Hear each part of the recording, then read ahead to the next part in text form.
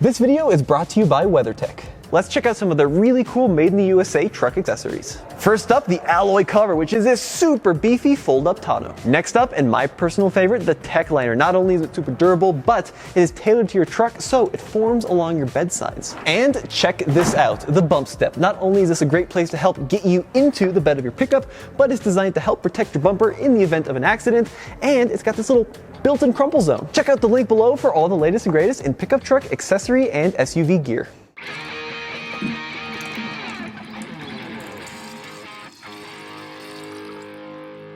It is true, fuel prices are out of control. That's right, with gas prices soaring, we came up with a list of very economical vehicles. These are mid-size pickup trucks and compact pickup trucks. Exactly. On this episode of TFL's Running on Empty, we're going to show you and tell you about the most fuel efficient and not so efficient mid-sizers and compacts pickups. Yeah, and let's get right to it because there are some doozies here. Yes, so number 8 on our list of most efficient mid-size compact pickups is the new Nissan Frontier. That's right, it has a almost brand new 3.8 liter V6. This is the two-wheel drive model. Most of these are two-wheel drive on this list.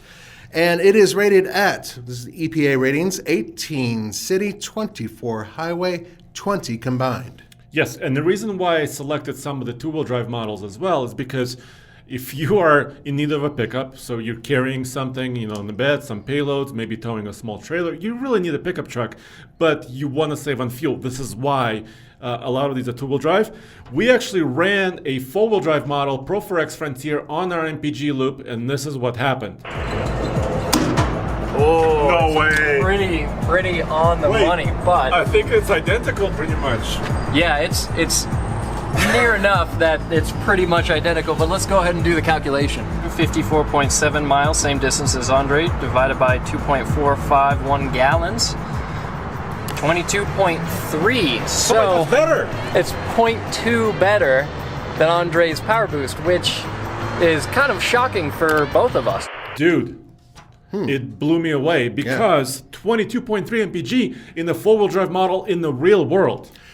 That's really impressive. It doesn't surprise me. It does have that 9-speed automatic transmission, but I'm still pleased to see that. And I think that they're sort of setting the bar higher for V6 four-wheel drive mid-sized trucks. Yeah, so that engine is not super impressive on paper, but actually was relatively impressive in the real world. It's number 8 on our list, but it's now going to get better. So we're moving up and getting more and more efficient on this list. Number 7 is... It's the Honda RIDGELINE, which comes standard with all-wheel drive. It has a 3.5 liter V6, and its gas mileage, EPA, states that it's 18 city, 24 highway, 21 combined. And that's partially due to the new transmission it has. Yeah, and it's a hair better than the Frontier on our list. Just a little bit. But of course, this is TFL truck. We do real world testing. We're not just reading spec sheets here. We have data for basically almost everything. Right. As far as pickups are concerned. Here's the video where we put it on the same loop where the Frontier did. Loop is 56 miles divided by 2.385 equals 23.5 if you round up. Yes, so it is efficient, and it's actually better than the EPA said. EPA said 21 combined. Well, how do you like them apples, Nathan? I say it's a pretty efficient truck. And we've actually had really good experiences with even the older RIDGELINE being pretty efficient for what it is. Yeah, 23.5 mpg on the same loop.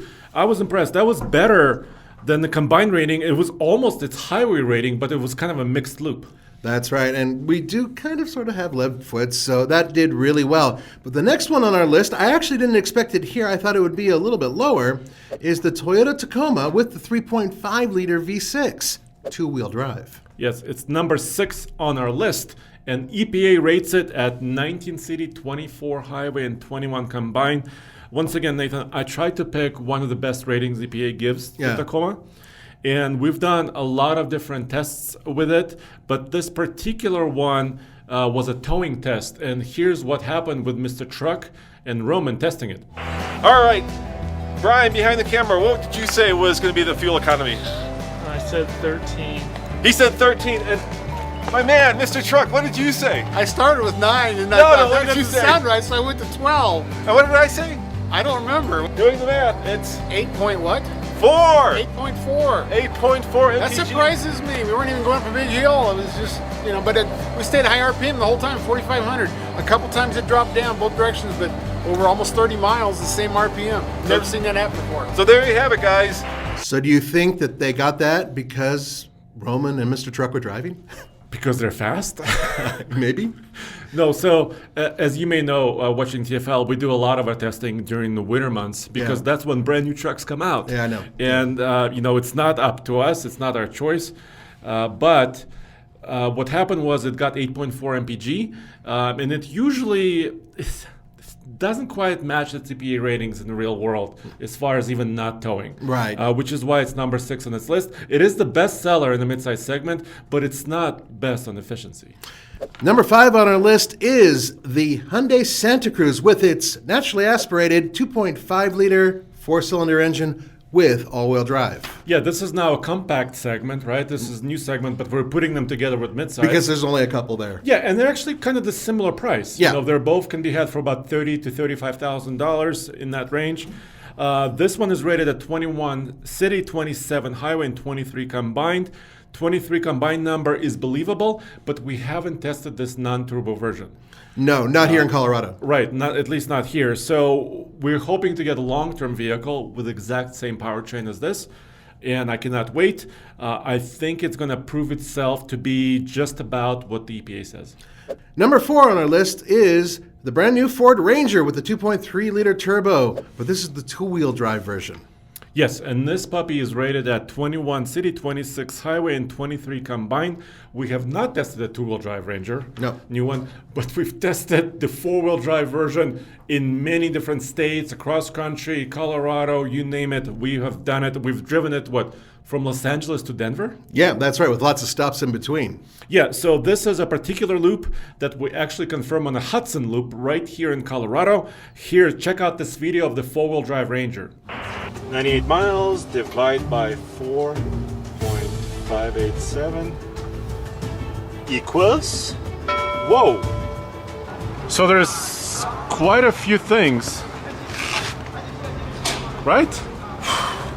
So 2 surprises today. The discrepancy between what we saw at the pump and what the trip meter said. Yeah, it is a pretty big difference. That was big. That was almost, 4 mpg difference? Yeah, it's pretty significant. So the EPA rates it fairly high, 24 highway. We got in the highway loop 21.4. And it was similar to some of the other trips we've taken with it. Right.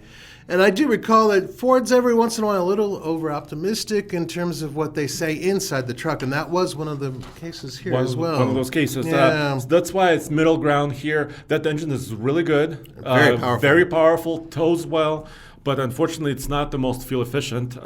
What's number 3 on our list? Number 3 is the Chevy Colorado with the 2.8-liter 4-cylinder diesel. It's the two-wheel drive, and it's rated at 20 city, 30 highway, and 23 combined. And this is also the GMC Canyon's brother. Yes, exactly. We've tested several of these in 4-wheel drive trim. We usually don't get 2-wheel drive trucks here in Colorado. Yeah, and they don't normally, rarely. But you can get these, in 2-wheel drive, and you can get them a little bit more efficient because they weigh less. Yes, of course. You and I, this is our famous run. This is the Hudson Loop. This is a GMC Canyon, which was a 4-wheel drive model. Yep. Let's roll the clip. So we take 98 miles, which is the exact distance, right? Yep. Divide by 3.133. So the number is 31.2 mpg. 31.27. So we can round this to 31.3, which is the truck's at 31.4. That means that this vehicle is hands down the winner when it comes to MPG. I know, it's It was the almost star. Yeah, It was and one of the stars. Not only that, guys, but this vehicle, because of that performance, won Truck of the Year for TFL For that year. for that year. Yeah. It was remarkable in terms of its efficiency with 4-wheel drive and all the bells and whistles. Yeah, that's pretty crazy to be over 30 mpg in the real world. I agree. That was pretty insane. But we have to move forward to another diesel engine, number 2. Number 2 is the Jeep Gladiator with the 3-liter V6 diesel. It's the 4x4. They only come with 4-wheel drive. Yeah. And it gets 22 city, 28 highway, and 24 MPG combined. And the reason why it's just above the diesel Colorado Canyon is because of that EPA rating. But of course, the real world is different. Oh, yeah. So, as we all know. So let's roll that clip right now. The computer said 26.2. EPA says about 27 is possible. 66 miles divided by 3.118 equals, whoa, 21.2. Wow. That's quite a bit less than I expected. It looked to me like the diesel in this Jeep was really close to what the Canyon and the Colorado are with their diesel. And it may have to do with the beefy tires, and it's a Rubicon, Right. not a regular Sport, Right. Gladiator Sport. But that's real world, guys. I mean, that's the best we can measure.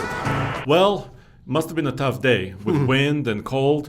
It got 21.2 mpg, which was disappointing that day. Yes, it was. We were comparing it actually against an F-150 hybrid as well. So guys, you can check out that video in its entirety. But these engines are really great because Ram uses it in the Ram 1500. Jeep also uses it.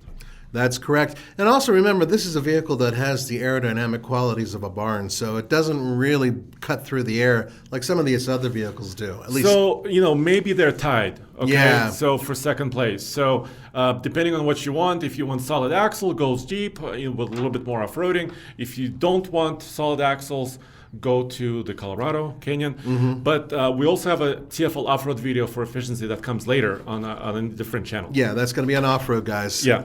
So number 1, the drum roll. Drum roll, and it is one of my absolute favorites.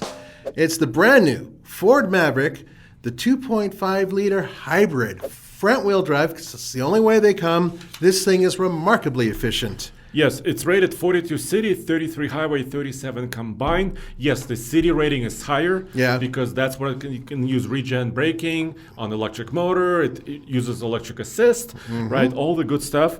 And we put it on the same loop where the Frontier and the Ridgeline and some others were. Here's what happened. 114 divided by 2.792, 40.8. That number blew me away. And it just proves how excellent this system is. It's just phenomenal. Yeah, in the end, 40.8. I mean, almost 41. It was really remarkable. Tommy was happy. You saw that. Yeah, he was thrilled.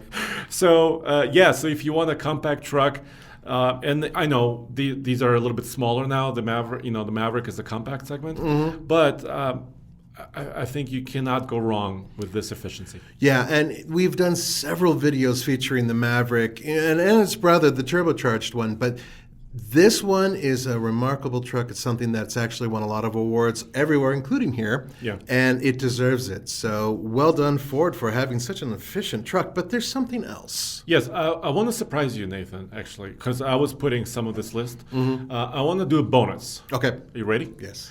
The bonus truck on this midsize compact size is the Rivian R1T. Which is electric and doesn't use any gas. Exactly. So it's about the same size as the Tacoma, maybe a little bit larger than the Tacoma. Yeah, okay. So it's quite expensive. Yes, it's not in the same price range. It's totally different animal. It's very, very fast with quad motor setup. It's still all-wheel drive. But listen to this number. We towed about 2,000-pound trailer with it, a teardrop trailer. Yeah. And I got 1.36 miles per kilowatt hour. No idea what that really translates to. It translates to 46.1 mpg. Do you know how? This is according to the PA, a gallon of fuel is equivalent to about 33.7 kilowatt hours. Okay. So if you use the conversion, towing 2,000 pounds, about 46 mpg. Yes, electricity, it doesn't currently take you very far, about 168 miles in this case, but it's quite efficient. Okay, fair enough. It's just a bonus. Yeah, sure. Okay. There's the bonus. And the more electric pickup trucks and SUVs come on the market, we'll be doing more of this. Well, next year's going to be crazy then because a whole bunch are coming out. And now I want to get your opinion, finally, just really fast, Yeah. on several midsize engines, compact engines to stay away from. And I want to see if you agree. Okay, go ahead. So one of the engines to stay away from as far as efficiency is concerned is the 2.7 liter gas engine in the Tacoma. Yeah. Would you agree with me? So hear me out. It's a little bit less efficient than the more powerful V6. Yeah. And that's it.